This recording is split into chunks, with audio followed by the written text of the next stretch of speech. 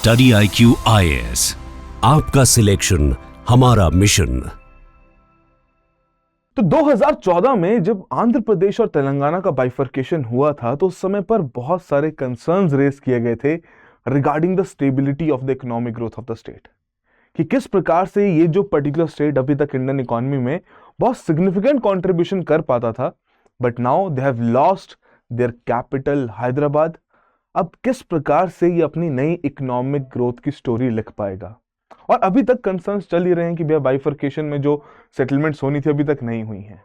And Hyderabad के case में अगर हम बात करें तो आंध्र प्रदेश के रेवेन्यू में 55 to 60% तक की कंट्रीब्यूशन इस अकेले शहर द्वारा यहां पर की जाती थी। And the reason was quite simple कि बहुत सारी कंपनीज वहां पर काम कर रही है, वहां से टैक्स कलेक्शन हो रहा है, सरकार पैसा कमा रही है, सरकार उस पैसे को फर्दर और इंफ्रास्ट्रक्चर डेवलपमेंट के लिए यूज कर रही है। पर जब हैदराबाद चला गया तो उसके बाद जो स्टेट की ग्रोथ ट्रेजेक्टरी थी वो काफी हद तक इस पर्टिकुलर डायग्राम से भी हमें समझ में आ सकती है कि जहां पर पहले इंडस्ट्री बहुत एक मेजर रोल प्ले करता था इस स्टेट की जीडीपी में, वहीं इसका रोल यहां पर कम हो गया। एंड वहीं प्राइमरी सेक्टर एग्रीकल्चर का रोल यहां पर बढ़ा। And in terms of rice production, in terms of marine exports, definitely this state has proven a very vital source of economic growth. But अब एक नया ग्रोथ चैप्टर यहां पर लिखा जा रहा है कि जहां पर आंध्र प्रदेश द्वारा क्लीन एनर्जी के ऊपर फोकस रखते हुए नई इन्वेस्टमेंट्स अट्रैक्ट की जा रही हैं। तो एक समय पर जैसे सऊदी के केस में हम कहते हैं कि भैया ऑयल के बेसिस पर उस देश ने अपनी ग्रोथ ट्रेजेक्टरी वहां पर सेट करी है, दुनिया भर में एक डोमिनेंस क्रिएट किया है सप्लाई में।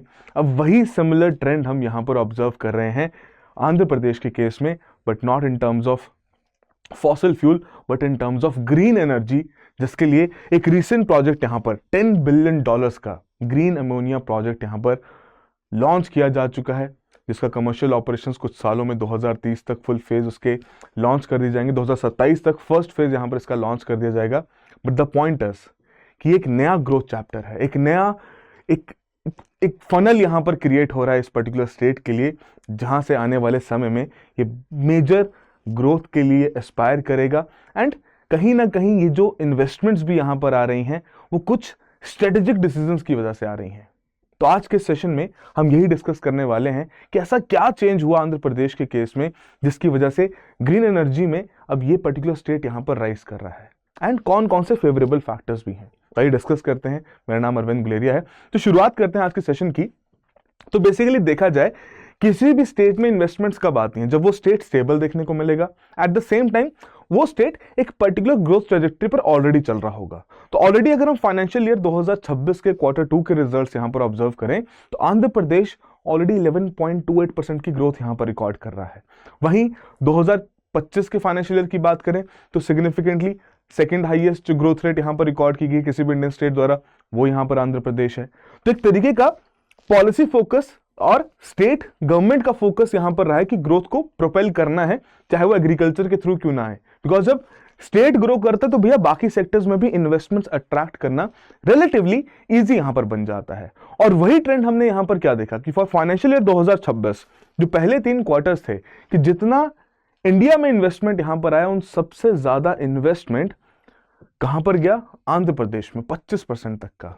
अब हालांकि इस पर्टिकुलर कंसर्न की वजह से आसपास के स्टेट्स में भी थोड़ी सी हलचल यहां पर मन चुकी है कि भैया गूगल भी इन्वेस्ट करना चाहता है तो वो भी विशाखापट्टनम यहां पर चूज कर रहा है, नए डेटा सेंटर्स लगने हैं वो भी विशाखापट्टनम या आंध्र प्रदेश को चूज कर रहे हैं, रिलायंस अपनी नई इन्वेस्टमेंट करना चाहता है वो भी आंध्र प्रदेश को यहां पर चूज कर रहा है। एंड बहुत सारी जैसे इन्वेस्टमेंट्स तमिलनाडु या कर्नाटका इन स्टेट्स में यहां पर आनी थी, अब वही इन्वेस्टमेंट्स यहां पर रीडायरेक्ट होती हुई देखने को मिल रही हैं towards Andhra Pradesh. So that means एक पर्टिकुलर कॉन्फिडेंस तो इनके द्वारा डेफिनेटली बिल्ड किया गया है अमंग द इन्वेस्टर्स की that we can ensure a policy stability, जिसके चलते आपको इंसेंटिव्स भी यहां पर दिए जाएंगे और इंसेंटिव्स के थ्रू आप अपनी प्रोडक्शन अगर करेंगे आप अपनी कॉस्ट कट करके कॉम्पिटिटिवनेस मेंटेन कर पाएंगे। तो वही प्रॉमिस देखते हुए इस प्रकार का इन्वेस्टमेंट ट्रेंड भी हम यहां पर ऑब्जर्व कर रहे हैं। बट अगर फोकस किया जाए क्लीन एनर्जी प्रोजेक्ट्स के ऊपर तो अभी रिसेंटली आंध्र प्रदेश ने 158 बिलियन रुपीस के क्लीन एनर्जी प्रोजेक्ट्स को यहां पर अप्रूव किया है, जिसमें से टाटा पावर इन्वेस्टमेंट की अगर हम बात करें one of the major investments यहां पर उनके द्वारा की जा रही है क्लोज टू $740 मिलियन की। अब इसमें इनका आइडिया क्या है कि भैया उस प्रकार की वेफर मैन्युफैक्चरिंग प्लांट्स यहाँ पर लगाए जाएं। वहीं अगर हम बात करें वेबसोल एनर्जी सिस्टम की, वो भी अपना integrated solar module and cell manufacturing plant यहाँ पर लगाना चाहते हैं। शेडी साई की बात करें तो वो भी अपना ट्रांसफार्मर कंपोनेंट का मैन्युफैक्चरिंग सेटअप यहाँ पर क्रिएट करना चाहते हैं। तो दैट मीन्स इन्वेस्टमेंट सिर्फ और सिर्फ यहाँ पर ग्रीन अमोनिया प्लांट के लिए नहीं है।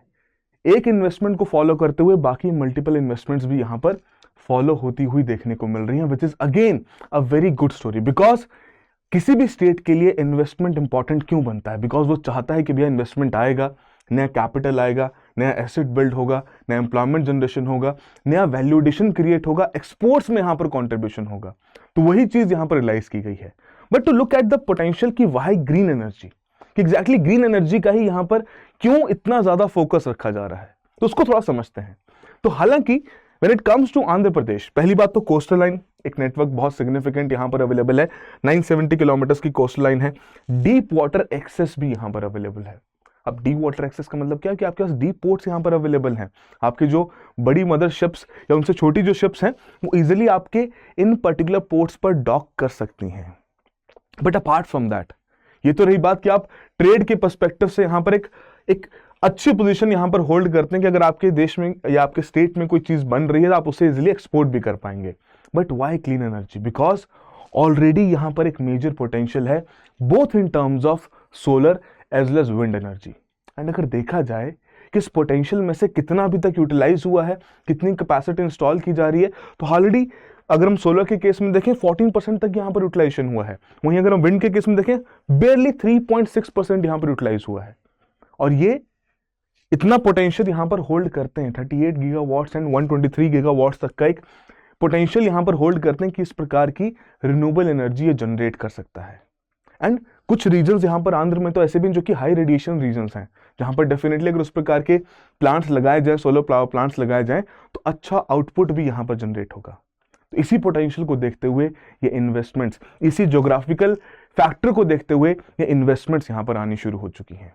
बट एक बहुत बड़ा सवाल यहाँ पर रहता है कि क्या सिर्फ और सिर्फ किसी भी पर्टिकुलर रीजन में सिर्फ ज्योग्राफिकल फैक्टर्स के थ्रू इन्वेस्टमेंट आएंगे? नहीं, ऐसे तो बहुत सारे रीजंस हैं यार, जहां पर आप इजीली अपना सोलर पावर प्लांट भी एस्टैब्लिश कर सकते हैं, विंड एनर्जी के प्लांट्स भी एस्टैब्लिश कर सकते हैं। नहीं, it is about the policy initiatives. अब यहां पर 2024 में जो मेजर गेम चेंज हुआ वो किया गया आंध्र प्रदेश सरकार द्वारा, जब उन्होंने इंटीग्रेटेड क्लीन एनर्जी पॉलिसी यहां पर लॉन्च करी, जिसमें उन्होंने दावा किया कि हमारे द्वारा फोकस किया जा रहा है कि हम क्लीन एनर्जी के ऊपर यहां पर आने वाले 5 सालों में एक एक्स्ट्रा फोकस देते हुए उस प्रकार का इंस्टीट्यूशनल सपोर्ट प्रोवाइड करेंगे, जिसके चलते उन्होंने एस्पायर भी किया कि 160+ गीगावाट की क्लीन एनर्जी स्टैब्लिशमेंट यहां पर की जाएगी। स्ट्रॉन्ग पुश यहां पर रिन्यूएबल्स के लिए है, स्टोरेज कैपेसिटी सॉल्यूशंस के लिए है, as well as green hydrogen and ammonia के लिए है, जिसके चलते 10 लाख करोड़ रुपीस तक की इन्वेस्टमेंट भी यहां पर सीख कर रहे हैं। And definitely that will create a very very important and vital factor which is the creation of jobs, क्योंकि इस समय पर इंडिया के केस में चाहे वो किसी भी स्टेट की हम बात करें, हमें बहुत ज्यादा जरूरत है। बिकॉज डेमोग्राफिक डिविडेंड का एक ट्रांजिशन है जिसे हम किसी भी तरीके से मिस आउट नहीं कर सकते। The more jobs we create the better our economic growth is going to be. But apart from that policies तो भैया बहुत सारे लोग यहां पर लॉन्च करते हैं। What is so different about this? Because it is not just about launching the policy के लॉन्च करने के साथ साथ यहां पर सिंगल विंडो अप्रोच फॉलो की जा रही है ताकि उस प्रकार के अप्रूवल्स में किसी प्रकार का डिले देखने को ना मिले। एंड फास्ट अप्रूवल प्रोसेस रहेगा, इन्वेस्टर भी खुश रहेगा, इन्वेस्टर का कॉन्फिडेंस अच्छा देखने को मिलेगा, तो बाकी इन्वेस्टर्स भी उस चीज को फॉलो करते हुए वही रूट फॉलो करेंगे और स्टेट में इन्वेस्टमेंट की जो मल्टीप्लायर इफेक्ट है वो डेफिनेटली यहां पर देखने को मिलेगा। But apart from that land and grid facilitation, incentives, ये सभी चीजें हैं। एंड सिंस अगर आंध्र प्रदेश के केस में देखें भी कि क्यों उस प्रकार की इन्वेस्टमेंट और यहां पर अट्रैक्ट कर रहा है, look at the availability of land. Because अगर हम सोलर पावर प्लांट के केस में बात करें, विंड एनर्जी प्लांट के केस में बात करें, लैंड की रिक्वायरमेंट बहुत ज्यादा है। एंड वहीं अगर मैं बाकी स्टेट्स में जाना चाहूं, चाहे वो मेरा महाराष्ट्र है, चाहे कर्नाटक है, तमिलनाडु है, इनकी जो मेजर सिटीज हैं, चाहे वो मुंबई है, बेंगलुरु है, या as a matter of fact Chennai है, अब इन सिटीज के आसपास उस प्रकार की लैंड अवेलेबिलिटी नहीं है, और अगर है भी तो बहुत एक्स्ट्रा कॉस्ट यहां पर पे करनी पड़ रही है। तो यहीं पर चेंज होती है गेम आंध्र प्रदेश के लिए कि वहां पर सिग्निफिकेंट लैंड अवेलेबल भी है जिसे यूज किया जा सकता है इस प्रकार की मैन्युफैक्चरिंग के लिए, इस प्रकार की डेवलपमेंट के लिए। And apart from that lease के लिए सरकार द्वारा उस प्रकार के इंसेंटिव्स भी प्रोवाइड किए जा रहे हैं। तो सेकंड पार्ट जो यहां पर पॉलिसी का है, it is about the incentives, जहां पर कैपिटल सब्सिडीज भी दी जा रही हैं कि अगर आप उस प्रकार का अपना सोलर विंड इलेक्ट्रोलाइजर का प्लांट यहां पर एस्टैब्लिश करते हैं, मैन्युफैक्चरिंग के लिए करते हैं, तो अप टू 25% तक की आपको सब्सिडी यहां पर दी जाएगी। ग्रीन हाइड्रोजन के केस में भी आपको यहां पर सब्सिडी दी जा रही है। बैटरी मैन्युफैक्चरिंग के केस में अगेन कैपिटल सब्सिडी 20% तक की दी जा रही है। टैक्स एंड ड्यूटी बेनिफिट्स के केस में बात करें तो आपको जो एसजीएसटी का 100% रिम्बर्समेंट यहां पर दिया जा रहा है। Now that is a very lucrative offer जिसे इन्वेस्टर्स किसी भी तरीके से इग्नोर नहीं कर सकते। ये एक ऐसा इंसेंटिव यहां पर है जिसे डेफिनेटली इन्वेस्टर चाहेंगे कि उसे यूज करके अपनी कॉस्ट यहां पर कम करें और अपना कॉम्पिटिटिवनेस यहां पर बढ़ा सकें। एंड मोर ओवर जो आपके पावर एंड ग्रिड चार्जेस है, वो आपके व्हीलिंग चार्जेस हो, ट्रांसमिशन चार्जेस हो, क्रॉस सब्सिडी चार्जेस हो, इन्हें भी यहां पर रिड्यूस किया गया है ताकि और लुक्रेटिव इस पूरे प्रपोजल को यहां पर बनाया जा सके। और उसी के चलते ये जो मेजर इन्वेस्टमेंट्स यहां पर अट्रैक्ट कर रहा है स्टेट, वो एक टेस्टिमोनियल यहां पर बन जाता है कि डेफिनेटली एक ग्रोथ ट्रेजेक्टरी यहां पर देखने को मिल रही है। So that is the idea जिसके बेसिस पर ये मेजर पॉलिसी रोल आउट की गई। एंड उसी में जो आपका एएम ग्रीन काकीनाडा प्रोजेक्ट जो यहां पर है, काकीनाडा में डेफिनेटली $10 बिलियन की इन्वेस्टमेंट है। 7.5 गीगावाट्स की रिन्यूएबल एनर्जी यहां पर स्टोर करेगा एंड 2 गीगावाट्स की पम्प्ड स्टोरेज भी यहां पर रखी जाएगी, जिसमें आपके 1950 मेगावाट्स के इलेक्ट्रोलाइजर्स हैं, कैपेसिटी बिल्ड की जा रही है। बट सबसे सही चीज जो यहां पर देखने को मिली है किसी भी पर्टिकुलर प्लेयर के लिए, वो क्या रहता है, क्या ठीक है मैं अपना प्रोडक्शन कर दूंगा, बट बेचूंगा कहां पर? बेचने का एक बहुत बड़ा कंसर्न है कि मार्केट मेरे लिए कहां क्रिएट होगी। तो वहीं पर जर्मनी के यूनिपर ने एक लॉन्ग टर्म ऑफटेक एग्रीमेंट यहां पर साइन किया है ग्रीन अमोनिया के लिए इंडिया के एएम ग्रीन के साथ।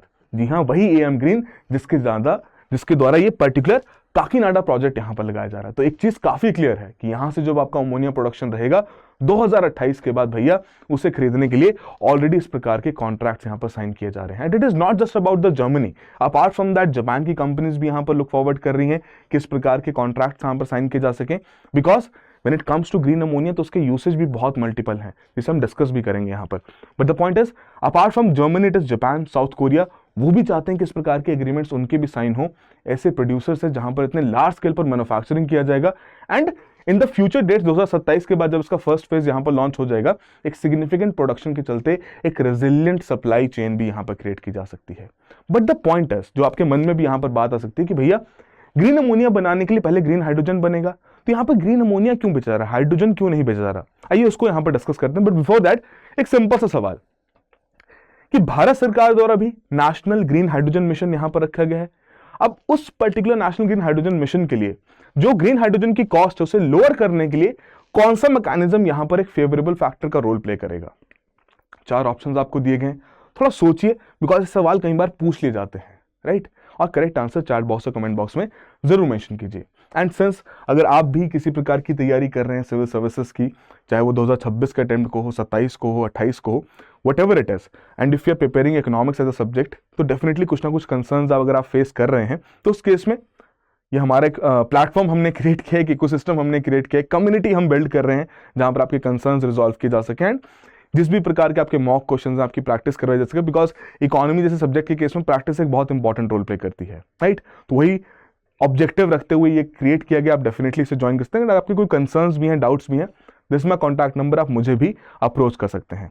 एंड करंटली आज लास्ट डे है हमारी 50% डिस्काउंट की सेल का, right? And apart from that 2027 को टारगेट करते हुए जो हमारा P2I बैच यहाँ पर लॉन्च किया गया है, उसमें एनरोलमेंट का भी आज लास्ट डे है। तो इस मौके को मिस मत कीजिए, बिकॉज ये जो P2I बैच और इनिशिएटिव जो हमने यहाँ पर क्रिएट किया है, it is about covering your whole preparation from prelims to interview. चाहे जो भी आपकी रिक्वायरमेंट्स हैं प्रीलिम्स के फोकस में, मेंस के फोकस में, चाहे आपके मॉक क्वेश्चंस हैं, मेंटरशिप है, आंसर राइटिंग विद इवैल्यूएशन है, नोट्स हैं, फैकल्टी मेंटरशिप है, everything is covered under one roof. And जो आप प्रीलिम्स क्लियर कर देंगे उनके लिए free of cost mains residential programme भी यहाँ पर अवेलेबल है, जहाँ पर आप डेली सेंटर में हमारे पास आएंगे और हम आपका कंप्लीट ध्यान रखते हुए आपकी पूरी प्रिपरेशन के ऊपर यहाँ पर फोकस रखेंगे।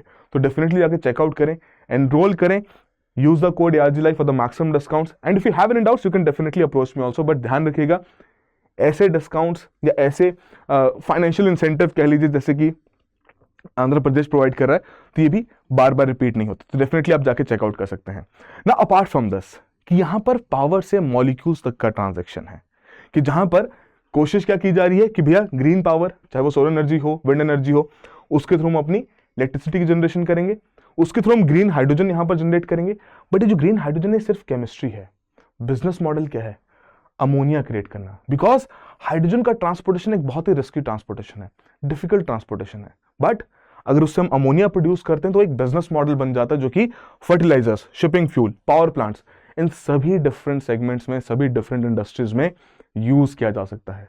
सो दैट इज वाई यहां पर एक्सपोर्ट्स का जो फोकस है, जो कि हमारी कोस्ट लाइन उस प्रकार का डीप सी एक्सेस भी यहां पर प्रोवाइड कर रहा है, वो एक्सपोर्ट्स में भी यहां पर फैसिलिटेट करेगा। ये पर्टिकुलर स्टेट का एक जो मेजर पॉइंट यहां पर ज्योग्राफिकल था, बट अपार्ट फ्रॉम दैट जो एक पर्टिकुलर पॉइंट हमारे लिए बनता है कि अमोनिया का एक्सपोर्ट हम करना चाहते हैं सभी इंडस्ट्रीज के लिए, इन सभी इंडस्ट्रीज की करंटली डिमांड भी यहां पर बढ़ती हुई देखने को मिल रही है, जिस वजह से वो अमोनिया की डिमांड भी यहां पर क्रिएट करते हैं।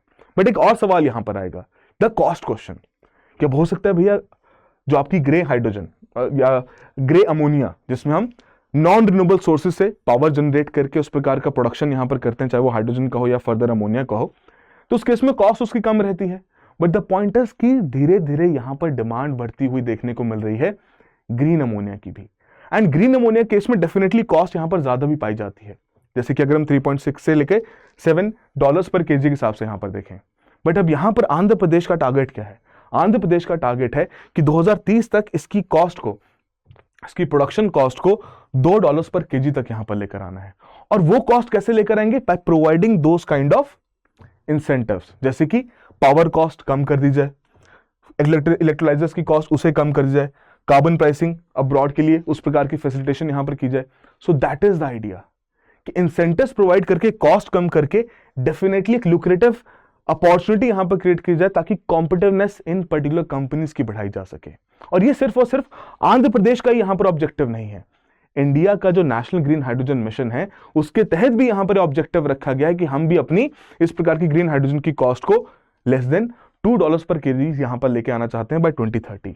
तो एक तरीके से सिनर्जी यहां पर है कि नेशनल लेवल पर सेंट्रल गवर्नमेंट तो इस चीज के ऊपर काम कर ही रही है, बट स्टेट गवर्नमेंट भी अपने लेवल पर अपनी ग्रीन हाइड्रोजन की कॉस्ट को रिड्यूस करने के ऊपर फोकस रख रही है।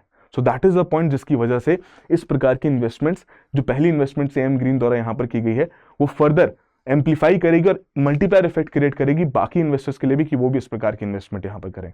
And looking at the market size, अभी बहुत ही एक छोटा सा मार्केट है, $0.3 बिलियन का अगर देखा जाए 2023 के हिसाब से, जो कि 2030 तक $17 बिलियन का मार्केट यहां पर बन सकता है।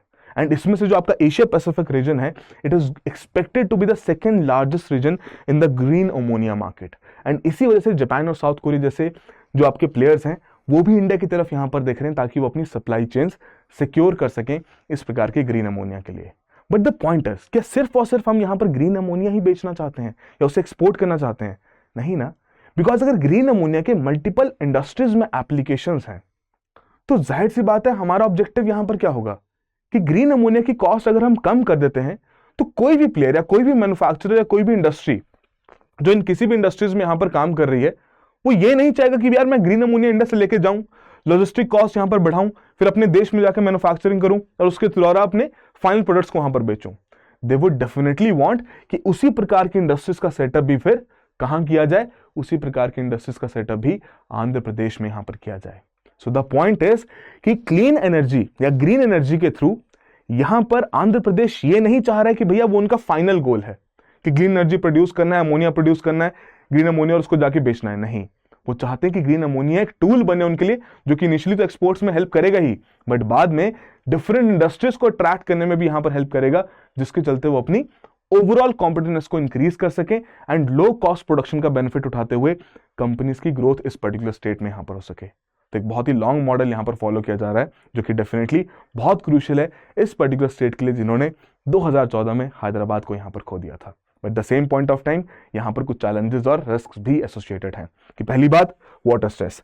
ग्रीन हाइड्रोजन और अमोनिया डेफिनेटली आपका रिक्वायरमेंट रखते हैं वाटर की हैवी, राइट, एंड अगर वो वाटर की रिक्वायरमेंट पूरा ना हो पाए और अगर आपकी कुछ एरियाज में जो कि ड्रॉट कंसर्न्स जो यहाँ पर आंध्र प्रदेश में देखने को मिलते हैं, अगर आप उन्हें रिजॉल्व ना कर पाए तो शायद आपका ये मॉडल इतना सक्सेसफुल भी ना हो। बट अगेन कोस्टल रीजन है तो वाटर की अवेलेबिलिटी तो काफी इजीली यहाँ पर पूरी की जा सकती है। डिमांड की अनसर्टेनिटी, कि अभी एक नया सेक्टर यहाँ पर ग्रो कर रहा है ग्रीन अमोनिया का, किस प्रकार की डिमांड रहेगी वो बहुत अनसर्टेन है, जिसकी वजह से प्राइस वॉलेटिलिटी का भी कंसर्न यहाँ पर है। बट अपार्ट फ्रॉम दैट जो एक सबसे बड़ा कंसर्न इन्वेस्टर्स के जहन में रहता है वो ये रहता है कि भैया पॉलिसी की स्टेबिलिटी, कि ऐसा ना हो कल को नई सरकार आए, पॉलिसी सडनली बंद कर दी जाए, उतना फोकस ना दिया जाए, जो इंसेंटिव्स प्रॉमिस किए गए थे वो ना प्रोवाइड किए जाए, तो वो जो अनसर्टेनिटी का रिस्क रहता है पॉलिसी का भी, उसे भी डेफिनेटली यहाँ पर एड्रेस करना जरूरी है।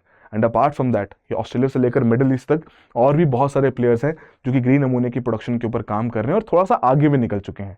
तो इंडिया को अगर वो कॉस्ट एडवांटेज यहाँ पर मेंटेन करना है तो ऐसे प्रोजेक्ट्स के केस में किसी प्रकार की देरी नहीं करनी है, एज सुन एज पॉसिबल उन्हें यहाँ पर लॉन्च करना है।